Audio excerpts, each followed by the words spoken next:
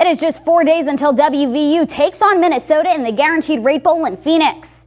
Earlier this week, sports director Matt Digby and I sat down to discuss the Mountaineers' 2021 season so far.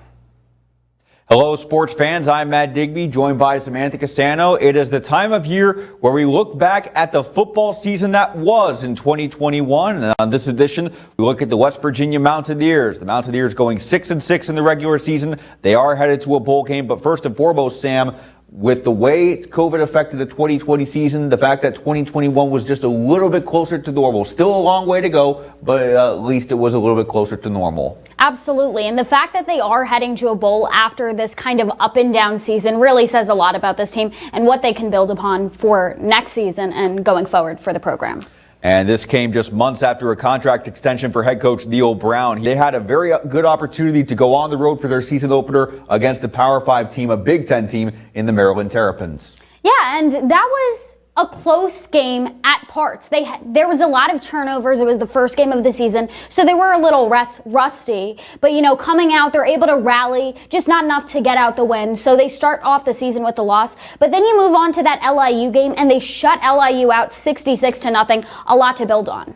And that LIU game gave them good confidence going into their big home non-conference matchup with Virginia Tech, the renewal of a rivalry. A lot of very raw memories, one might say, from their 2017 meeting at FedEx Field a couple years ago. But the Mountaineers, they jumped out to a big lead early. They were able to hang on for a win, and that set them up for a very up and down Big 12 portion of the season. Yeah, you head to that Oklahoma game next, and Oklahoma is one of the best programs in the country, and they're able to hang in for most of the game. They almost win that game. Oklahoma fans were chanting to bring in their freshman backup quarterback over Spencer Rattler, and yeah, the Mountaineers do lose that game, but you're going 2-2 on the season so far, but there are a lot of small victories on the season. There were a lot of small victories, but again, 2-2, that's followed by 2 straight losses, one to Texas Tech, a very close game, and then one at Baylor, the eventual Big 12 champion, not as close a game. So you're 2-4 going into the bye week. There was a lot trending potentially south at that point of the season, but they were able to get it back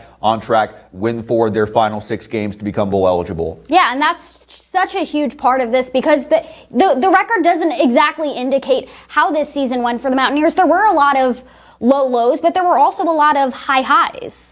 Yeah, the big highs including comeback wins in comeback fashion over Iowa State, and then also a big emotional win over Texas. The rivalry between Texas and West Virginia has gained a couple degrees over the years, and this 2021 meeting certainly added to that. But now West Virginia found themselves in the situation they needed to win both of their final 2 games against Texas and at Kansas. Now they do that, and now they find themselves in the Guaranteed Rate Bowl. And Neil Brown said a couple weeks ago he always views bowl games as a reward, and they want to experience to have that experience of being able to play in a bowl game. They'll be out at Phoenix at Chase Field, home of the Diamondbacks. So that's going to be a very unique experience for them playing in the baseball field and B, playing in a bowl game. Yeah, absolutely. Playing against Minnesota, I know that we know as of now that Letty Brown is not going to be playing in that game, but what do you think they need to do to be able to win that game?